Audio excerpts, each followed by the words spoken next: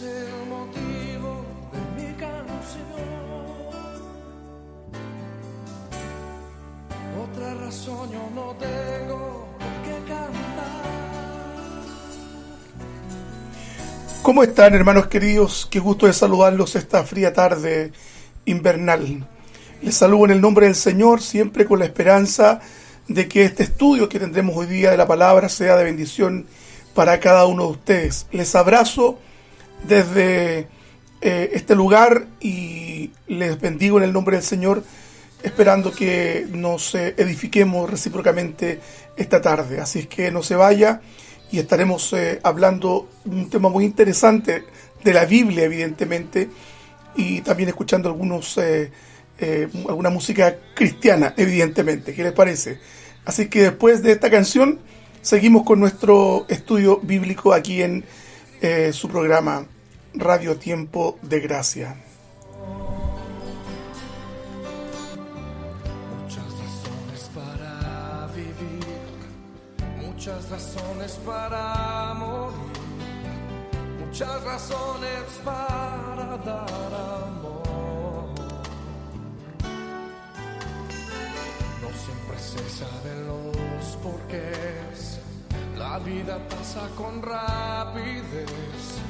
Cada momento yo aprovecharé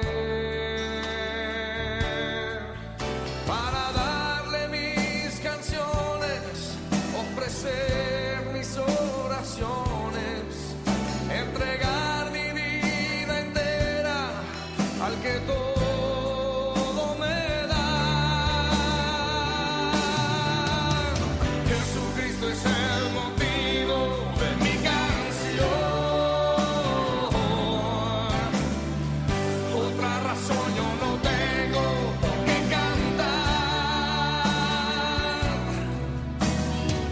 La melodía es Él, toda mi vida está en Él. Jesucristo es el motivo de mi canción.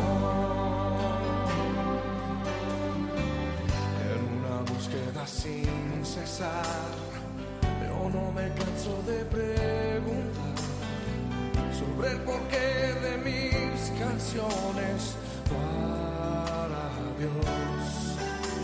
Oh, pues Él conoce mi corazón. Existe solo una razón: agradecerle toda su bondad. Le daré de mis canciones y también mis ilusiones. Es la forma en que puedo expresarle mi amor. Jesucristo es el motivo de mi canción. Otra razón yo no tengo por qué cantar. La melodía es Él, toda mi vida está en Él. Jesucristo es el motivo de mi canción.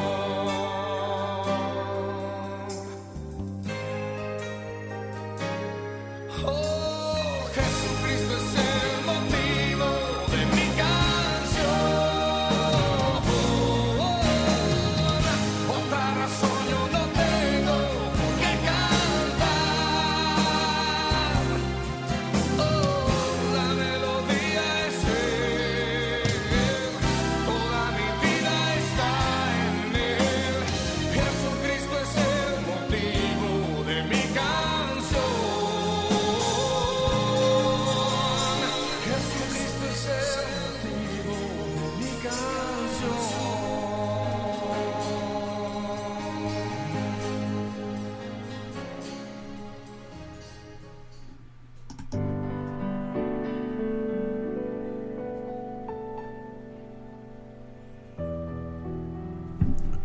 Llevamos ya aproximadamente 4 meses desde que comenzó este proceso de confinamiento y ha sido un proceso difícil, lo hemos dicho en incontables oportunidades.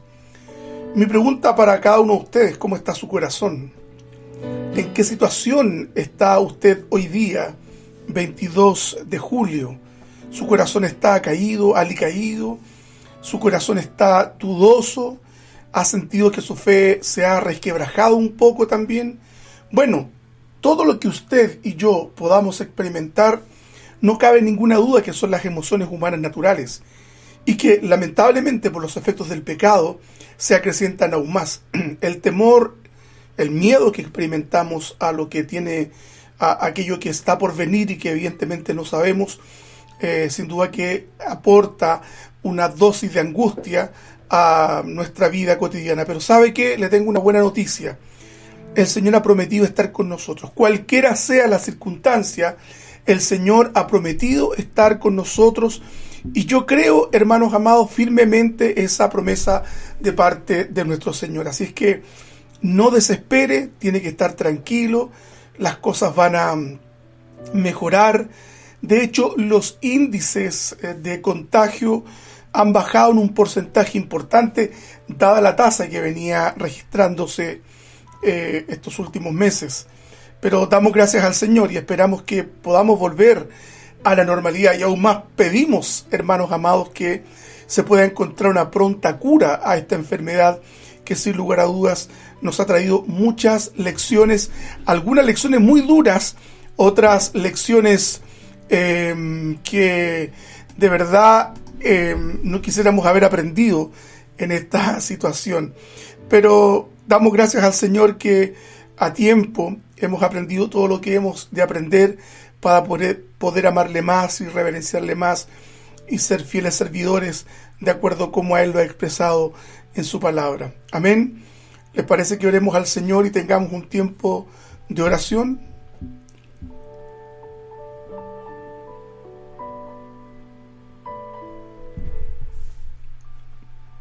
Queremos darte gracias, Señor, por esta tarde, fría tarde invernal.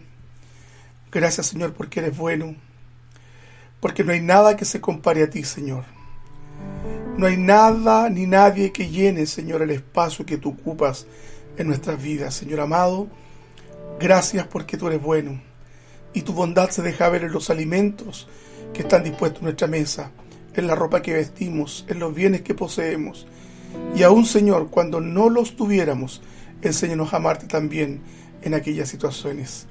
Gracias, Padre, eres hermoso. Te bendecimos, Señor. Guíanos durante esta tarde. Amén.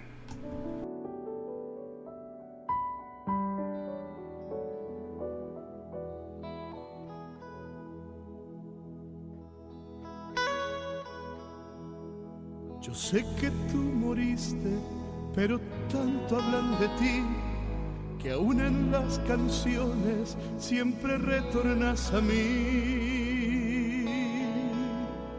Si estás en el pasado, vive tu generación y déjame tranquilo y a mi antojo, por favor, porque todos los días oigo siempre por ahí palabras que dijiste cuando vivías aquí. Te ponen en guerrillas y te ponen en la paz. Las cosas que enseñaste se repiten más y más. Jesucristo, ¿qué tienes que ver conmigo? ¿Por qué no te alejas, por favor, de mi destino? Yo sé que te necesito, ven hoy a mi encuentro y da sentido a mi camino. Los Beatles pretendieron ser más célebres que tú, hoy poco se habla de ellos, pero mucho de Jesús. Todos los famosos que murieron como tú, murieron y están muertos. ¿Y por qué no mueres tú? Porque los calendarios te recuerdan sin querer y el centro de la historia fue tu hora de nacer. La cámara de gases nadie inmortalizó, porque es famosa entonces esa cruz que te mató. Jesucristo, que tienes que ver conmigo? ¿Por qué no te alejas, por favor, de mi destino? Pero Cristo, yo sé que te necesito. Ven hoy a mi encuentro y da sentido a mi camino.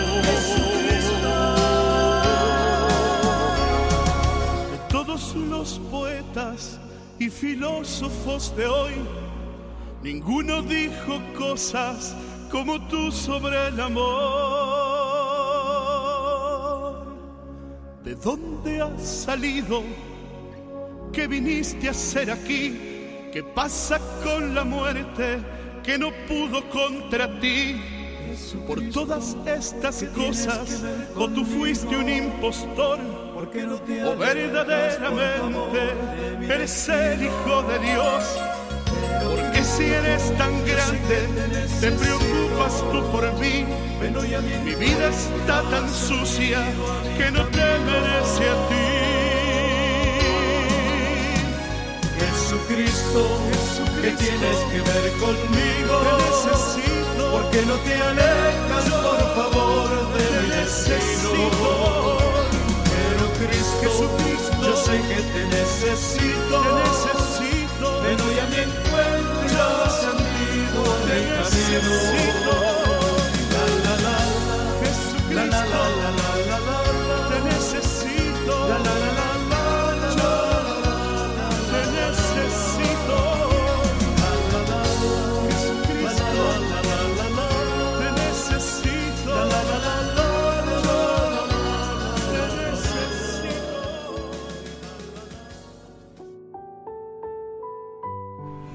¿Cierto que Cristo cambió el escenario de la humanidad? Por más que se levanten detractores durante toda la historia, cuestionando ya sea su realidad histórica, en tanto si existió o no, o como hay otros que, si bien es cierto, aceptan que él existió y es un personaje incuestionable de la historia, le niegan su divinidad, por ejemplo, y le niegan los atributos divinos que claramente están expresados en la palabra del Señor. Otros toman a Cristo como un revolucionario, ¿cierto? Hay una suerte de idealización revolucionaria de este Cristo que desafió al status quo de su tiempo, desafió a los sacerdotes, desafió a la religión oficial de ese entonces, y lo hizo con un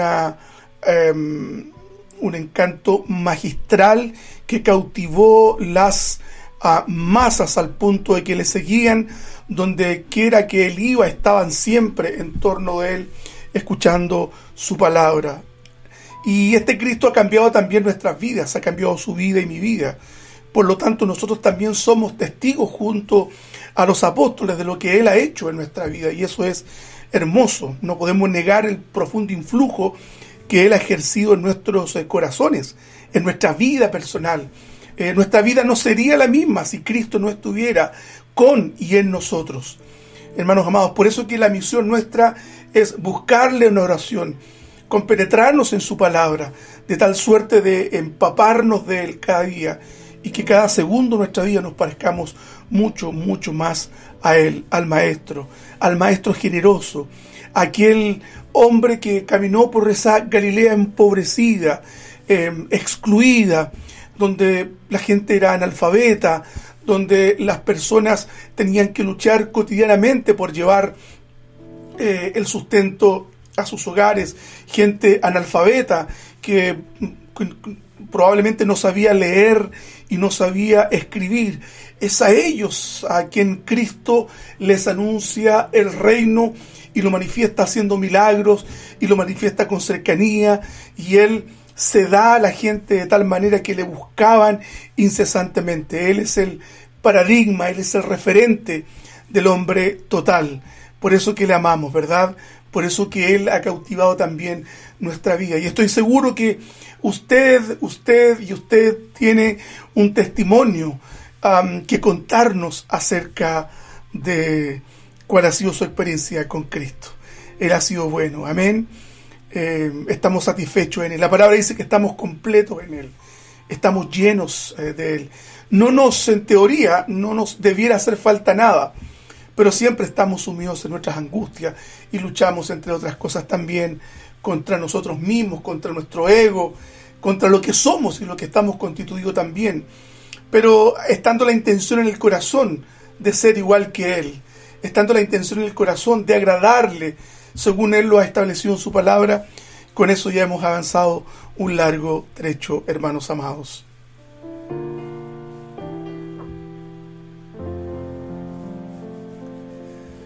Quiero que hablemos esta tarde de un rey,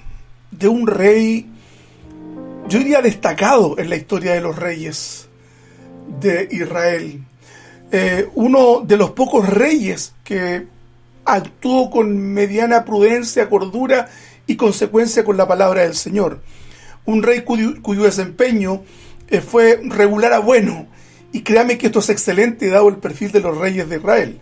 Muchos de ellos eran reyes que dejaban bastante que desear respecto de su conducta frente a la idolatría, soberbios, sanguinarios algunos, y así una pleyada de defectos que particularmente los reyes del norte tuvieron después de la separación de Israel en 931 por la torpe mano del hijo de Salomón, Roboam. Y quiero por favor que nos situemos en el segundo libro de Reyes, en el capítulo 15 del 1 al 7. Y vamos a leerlo y le voy a pedir que ponga mucha atención respecto a este texto que vamos a leer en este momento.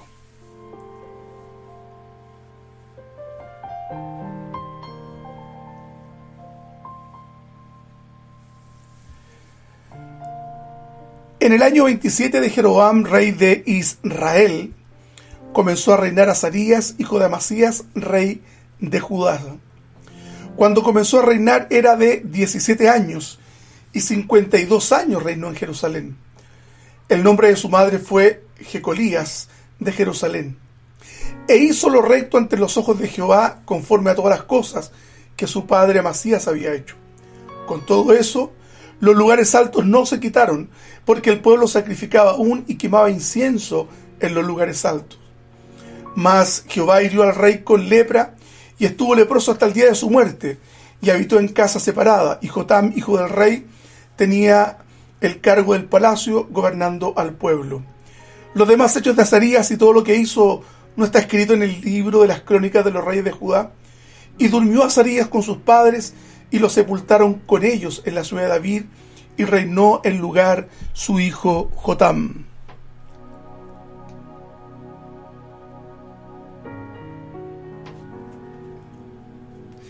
Fíjese, hermano, que la Biblia en incontables ocasiones nos da cuenta del naufragio espiritual de muchos de sus personajes. Sansón, el mismo David, Abraham, Moisés, porque finalmente todos ellos eran falibles, es decir, cometían errores, porque el único infalible en toda la historia de la salvación es Cristo, y evidentemente Dios, y Cristo en tanto Dios era infalible, no había en él fallo alguno, y no había en él, ni en su discurso, ni en sus palabras, error alguno.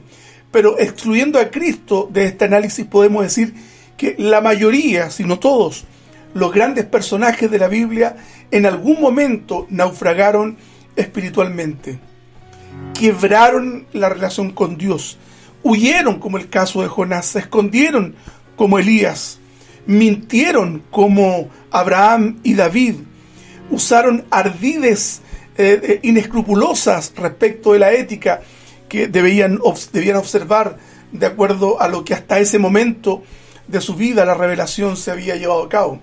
Muchos de ellos, en la mayoría de los casos, han sido víctimas de su propio pecado, como mencionábamos al rey David, y fundamentalmente de soberbia.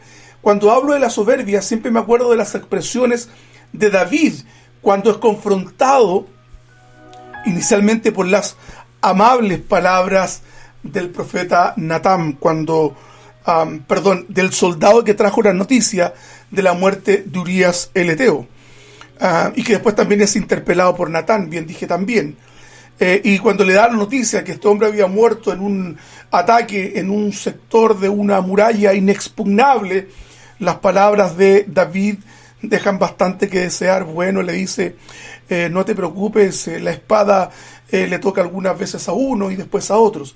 De esa manera cierra una traición de la que Dios era testigo y que demuestra también la soberbia y la suficiencia que este rey tenía, y que tremendo cuando Natán lo confronta y le pone ese ejemplo tan idílico, tan simple, del hombre que tenía muchas ovejas y el hombre que solo tenía una oveja.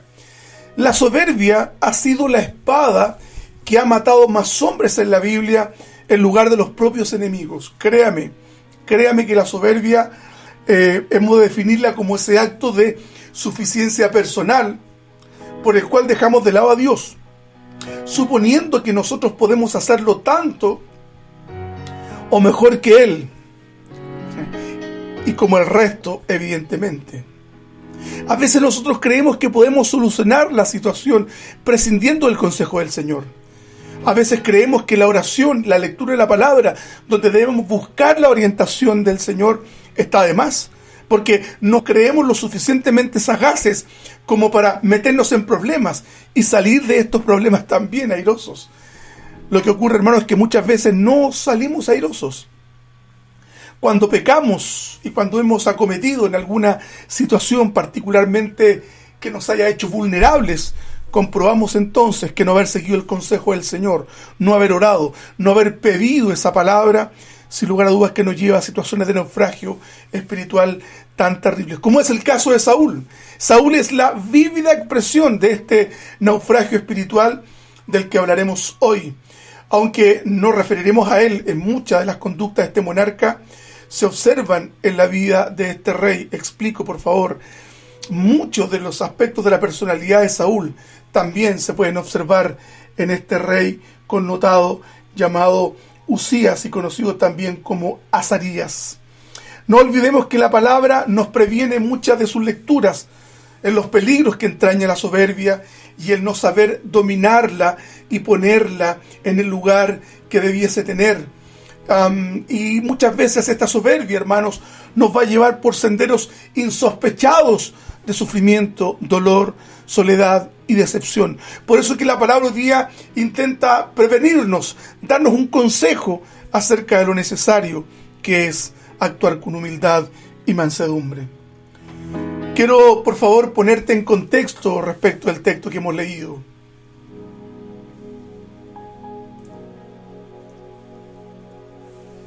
La monarquía hebrea es un periodo que se inaugura con el rey Saúl, sigue su curso con David y halla su apogeo en Salomón.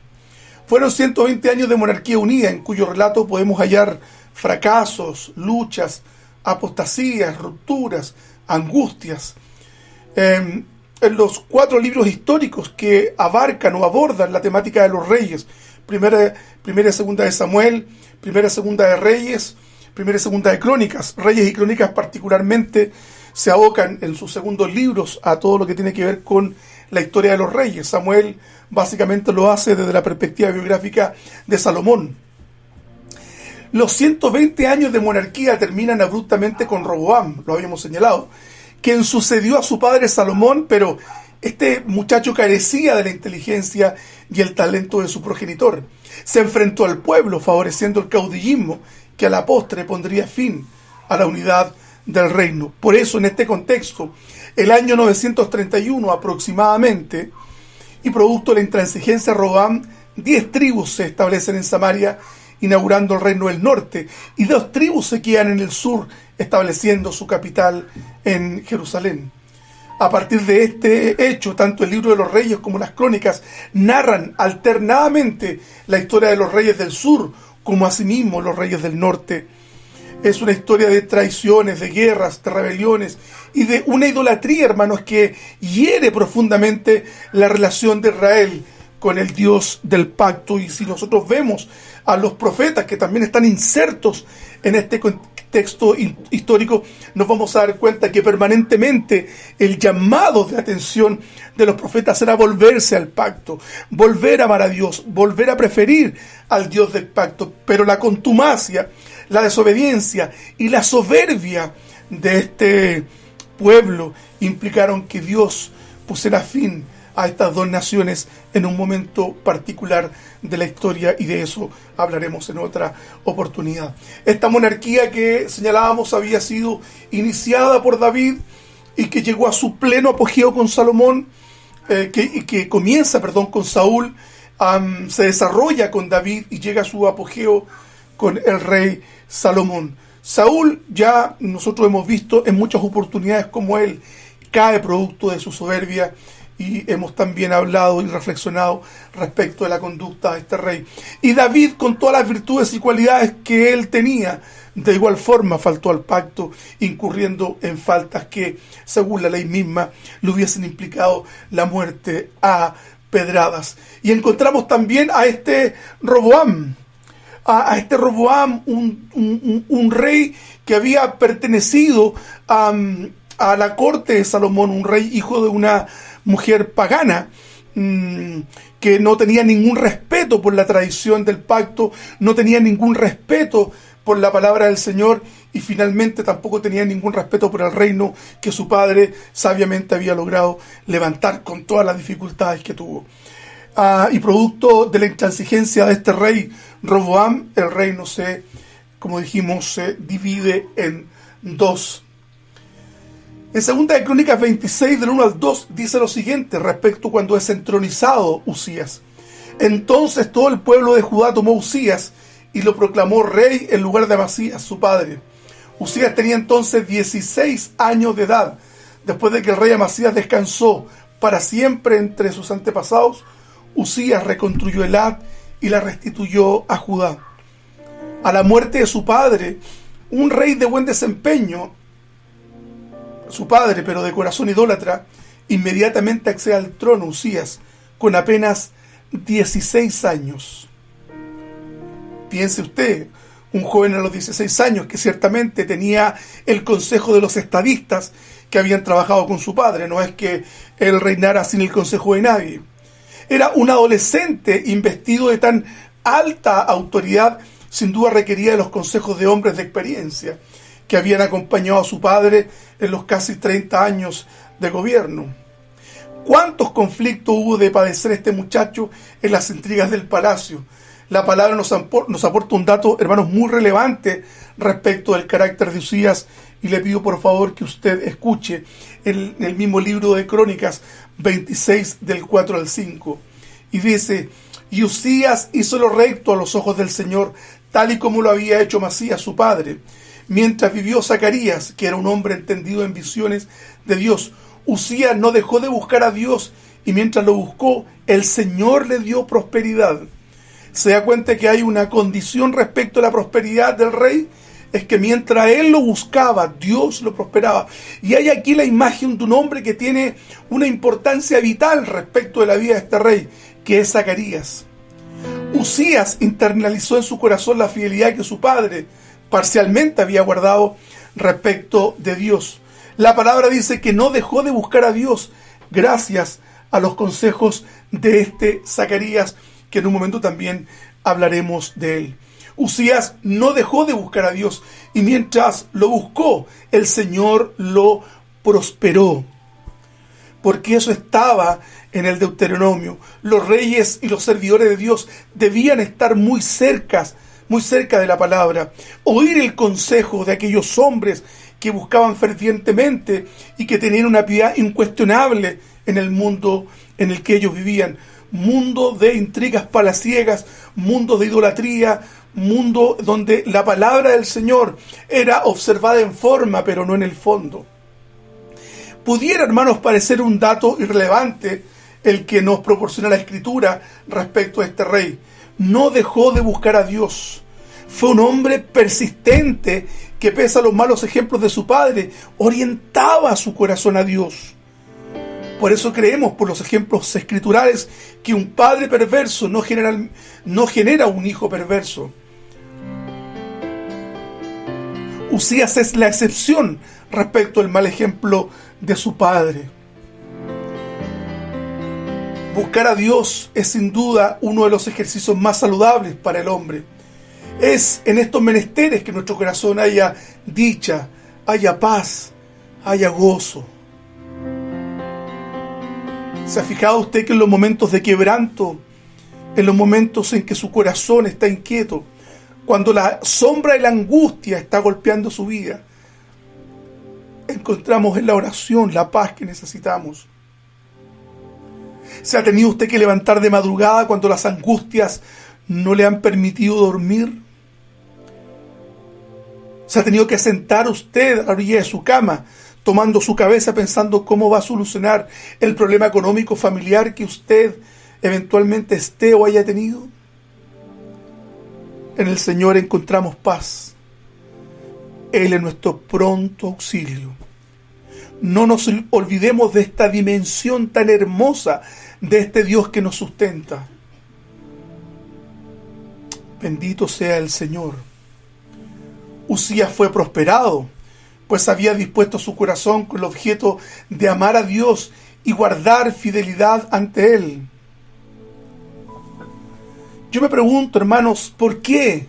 Si sabemos los beneficios de buscar a Dios, nuestro corazón es tan renuente a hacerlo a veces.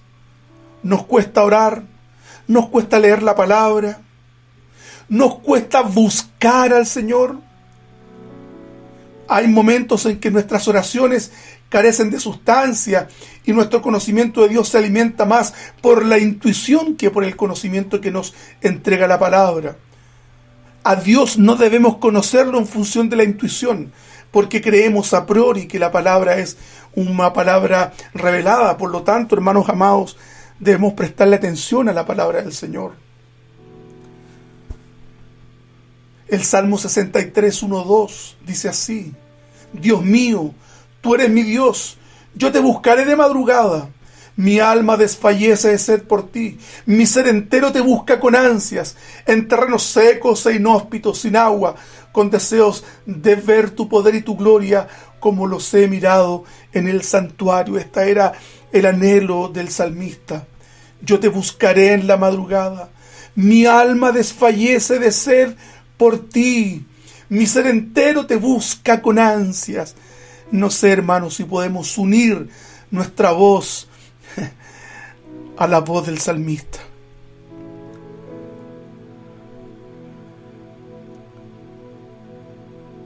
Nuestra oración, hermanos, debe ser: Señor, ayúdame a amarte.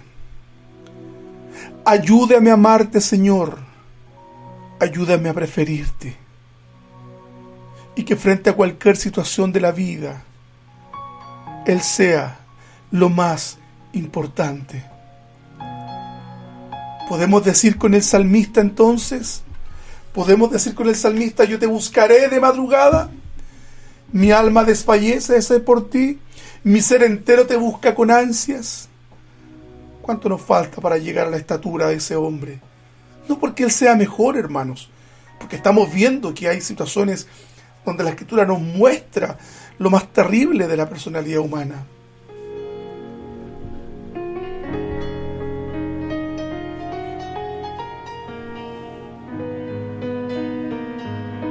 Segunda de Crónicas 26 del 6 al 8, estamos repasando la biografía de este rey. Y salió y peleó contra los filisteos y rompió el muro de Gat y el muro de Jabnia y el muro de Asdod y edificó ciudades en Asdod y en la tierra de los filisteos. Dios le dio ayuda contra los filisteos y contra los árabes que habitaban en Gurbaal y contra los amonitas, y dieron los amonitas presentes a Uzías. Y se divulgó su fama hasta la frontera de Egipto, porque se había hecho altamente poderoso. ¿Por qué este hombre estaba gozando de estos triunfos? Porque estaba buscando a Dios. Acá vemos a un monarca colmado de éxitos y fama. La estela de su gloria se podía observar entre los pueblos vecinos, quienes le pagaban tributo. Árabes, amonitas, filisteos conocían el poder de Uzías, conocían el poder de su fuerza, de sus armas, su ejército perfectamente disciplinado, siempre dispuesto a la batalla. La fama del rey había traspasado las fronteras de su tierra, haciéndose conocido hasta en Egipto. No cabe duda alguna, hermanos, que Uzías vivía su momento de máximo esplendor. La gloria de sus acciones le habían traído réditos que sin duda él estaba disfrutando. ¿Quién no? Por eso que alguien decía, me encanta tanto los halagos, pero detesto la sensación que experimento por ellos. ¿Cuántos de nosotros hemos actuado con tanta suficiencia, muchas veces olvidando que todos nuestros triunfos vienen de parte del Señor, vienen de Él? Por eso debemos darle toda la gloria a Dios. Bendito sea el Señor. Amén. Vamos a escuchar una alabanza hermosa, mire, ponga atención.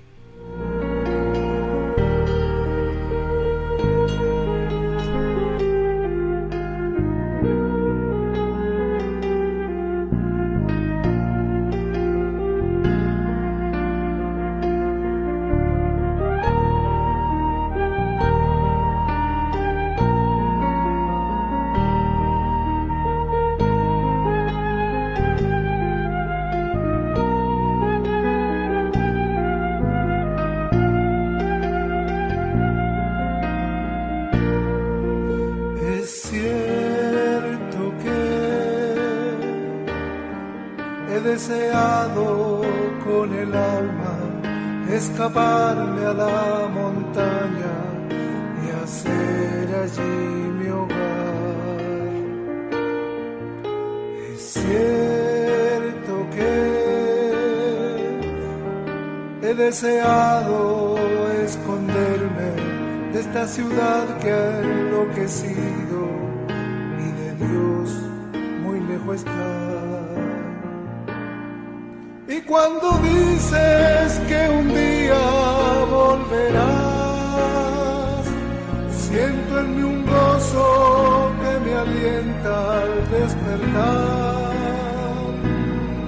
en la alegría de cantar y esperar.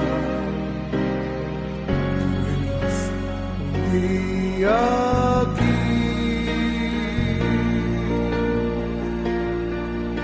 Es cierto que me he hartado de esa gente que ignora tu palabra y de Dios muy lejos está. Es cierto que lo dice tu palabra, que aún quedan esperanzas, que el hombre cambia al fin. Y cuando vuelvas otra vez de nuevo aquí, verás tu sol que nunca oscureció, en la mañana de cantar y esperar. Vuelves un día aquí, será mejor así, será mejor así, será.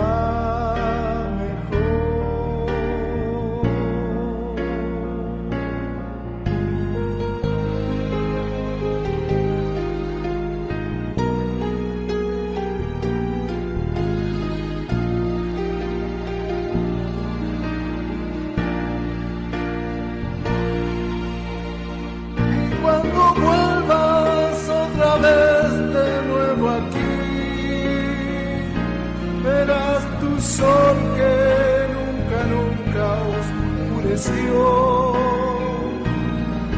y la mañana de encontrarte a ti, Señor, será mi gran verdad, será mejor así. Será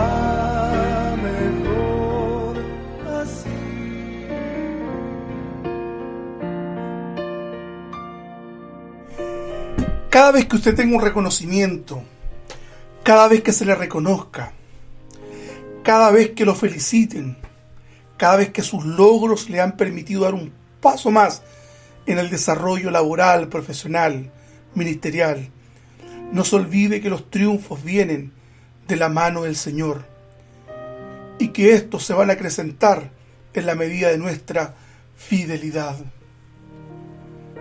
¿Cuántos de nosotros, decíamos, hemos actuado con tanta suficiencia muchas veces, olvidándonos que todo viene de la mano del Señor?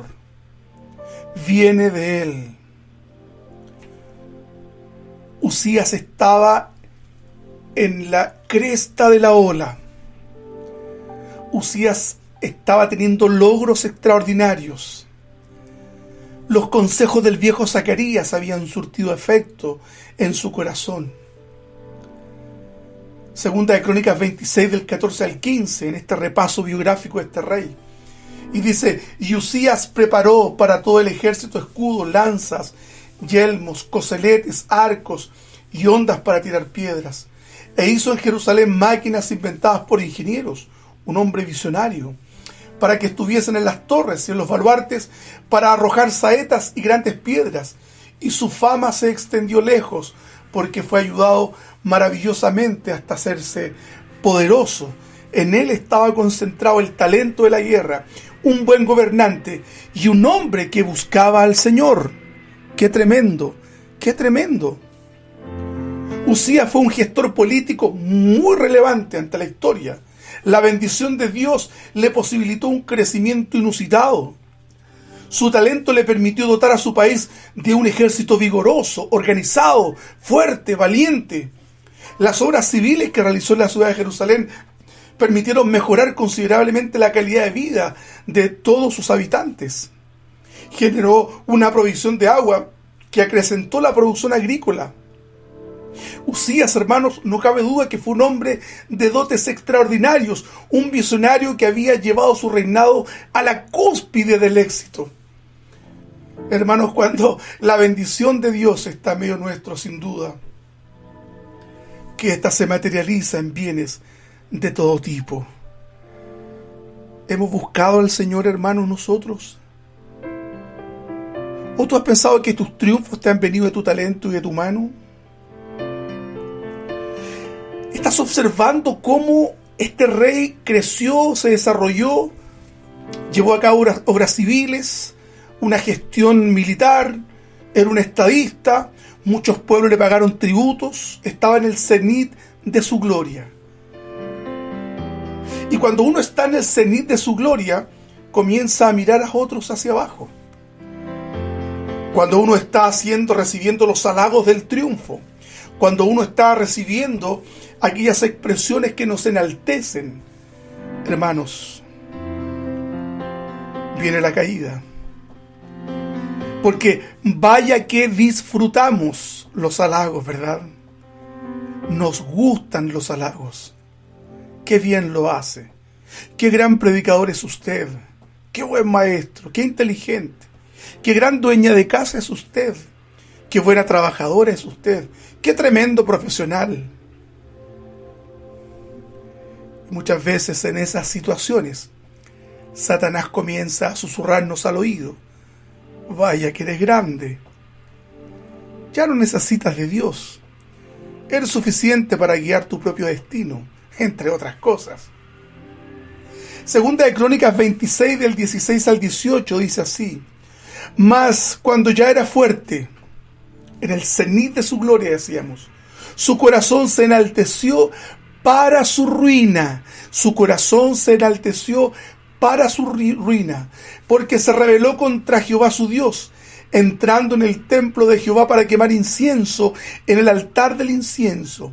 Y entró tras él el sacerdote Azarías, y con él 80 sacerdotes del Señor, varones valientes, dice el texto.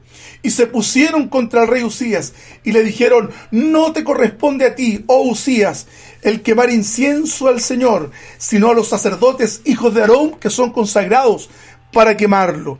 Siempre que leo este pasaje, tenemos un dicho en Chile: pastelero a tus pasteles.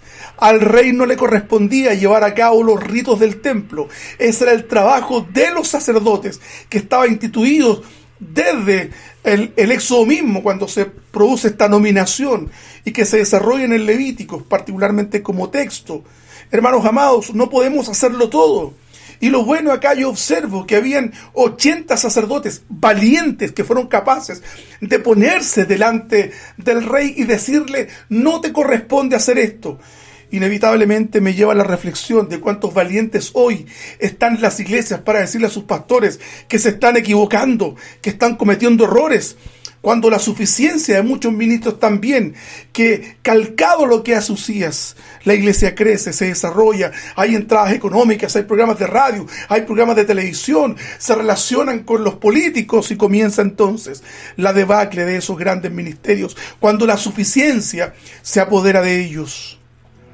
¿Cuántos valientes hay para ponerse frente a los pastores y decirles: usted está equivocado? No para confrontarlo ni para tener un gesto violento contra ellos, sino que con respeto y siempre fundados en la palabra del Señor. Usías fue levantado a la cúspide de la gloria por Dios, por lo que perdió severamente la referencia de su lugar en el reinado. No debemos olvidar, ni aún, hermanos amados, de dónde procedemos socialmente, cuando hay tantos que hoy día niegan del muladar donde fueron sacados, como David. Por eso es que Dios muchas veces tiene que traernos también el olor a humedad. En el caso de David, a los corrales de las ovejas, para que nunca olvidemos de dónde nos ha sacado el Señor. Nunca se olvide, hermano amado, de dónde le ha sacado el Señor. Nunca lo olvide. Usías fue levantado a la cúspide por Dios. Ya no supo cuál era su lugar. Se creyó tan suficiente que intenta sobrepasar sus atribuciones, faltándole el respeto a Dios y a los nobles sacerdotes que se opusieron a su accionar errático, equivocado, soberbio y autosuficiente. La oposición enérgica del sacerdote Azarías nos demuestra su fidelidad a Dios. No importaba que fuera el rey mismo quien osara a sobrepasar los espacios del templo. No, hermanos amados. Lo aconseja y se opone con fuerza, exponiendo su propia vida. No te corresponde a ti, oh Usías, el quemar incienso al Señor, sino a los sacerdotes, hijos de Aarón, que son consagrados para quemarlo. Hermanos, cuando hay soberbia, hay naufragio. Cuando hay soberbia, hay quebranto, hermanos amados. Cuídate de la soberbia. Estos hombres valientes que se anteponen: sal del santuario, porque has prevaricado, y no te será para gloria delante de Jehová tu Dios. Y nos encontramos ante el ocaso de un rey. Segunda de Crónicas 26, 19 al 20, terminando con esta biografía de este rey errático. Entonces Usías, teniendo en la mano un incensario para ofrecer el incienso, se llenó de ira, y en su ira contra los sacerdotes, la lepra le brotó en la frente, delante de los sacerdotes en la casa de Jehová, junto al altar del incienso. Y él miró al sumo sacerdote Azarías y todos los sacerdotes, y aquí la lepra estaba en su frente, y le hicieron salir apresuradamente de aquel lugar, y él también se dio prisa a salir, porque Jehová lo había herido. ¿Se da cuenta, hermanos? Después de haber degustado la gloria, después de haber degustado el triunfo, después de haber sido un hombre connotado que buscó al Señor, lo encontramos ahora, producto de su soberbia, en su más absoluta decadencia. Su accionar no habría de quedar impune delante de Dios. Su acto de total irrespeto hacia Dios le haría brotar en medio de su ira lepra, una enfermedad terrible y sin cura en los tiempos bíblicos. Por eso que fue sacado incluso del lugar donde habitaba el palacio. Solo en ese momento, cuando una extraña erupción en su frente se visibilizaba, el soberbio rey se dio cuenta de la estupidez y de la imprudencia de su acto. La soberbia es un pecado que tarde o temprano nos dejará sentir sus efectos. Ella va carcomiendo la fina textura de nuestra alma hasta tenernos a su entera disposición. Cuando el éxito y el reconocimiento nos haga sus beneficiarios, debemos, más que nunca, permanecer cerca de Dios, de su consejo, de su amor y sobre todo de su absoluta dependencia.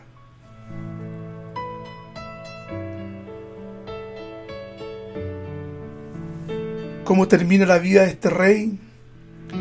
Segunda de Crónicas 26, del 21 al 23. Así el rey Usías fue leproso hasta el día de su muerte, y habitó leproso en una casa apartada, por lo cual fue excluido de la casa de Jehová. Y Jotam, su hijo, tuvo cargo de la casa real, gobernando al pueblo de la tierra. Los demás hechos de Usías, primeros y postreros, fueron escritos por el profeta Isaías, hijo de Amós. Y durmió Usías con sus padres, y lo sepultaron con sus padres en el campo de los sepulcros reales, porque dijeron: leproso es, y reinó Jotam, su hijo, en lugar suyo. Usías erró el camino. El connotado rey de Judá, el hombre que había recibido el favor de Dios y cuya gloria había traspasado las fronteras de su nación, hoy estaba relegado lejos de los lujos del palacio, cubierto de afrenta y humillación. Su historia, hermanos, es una tragedia que tiene como eje central la autosuficiencia. Una historia que pudo haber terminado con la fama y honra que este rey tuvo durante toda su vida, pero erró el camino, se equivocó, porque la soberbia socavó su vida.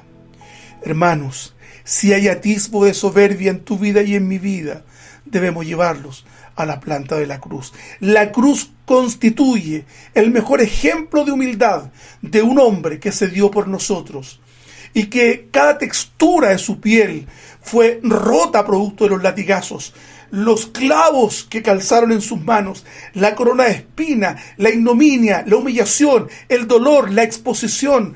Eso es la mayor muestra de humildad de un Cristo que se entregó por amor y en perfecta humildad por cada uno de nosotros. Si a Él lo hirieron, si a Él lo quebraron, ¿cuánto más a nosotros, hermanos amados? Así que si estás frente a soberbios, si estás frente a quienes hoy día te intentan pasar a llevar, Dios siempre tomará el desquite. Pierde cuidado, hermano amado.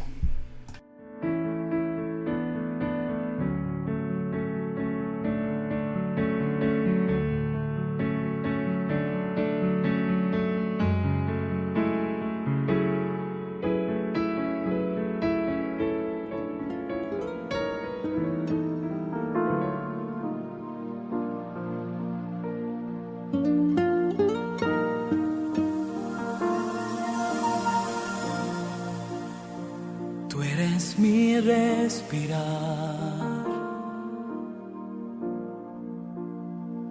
tú eres mi respirar, Dios, tu presencia. Que Él sea lo más importante en nuestra vida, hermanos amados, que Él sea lo fundamental, que Cristo sea lo fundamental. Si he de terminar este pequeño sermón es para decirte: vive a Cristo, imprégnate de su humildad, imprégnate de su sencillez, del Maestro. Bendito sea el Señor.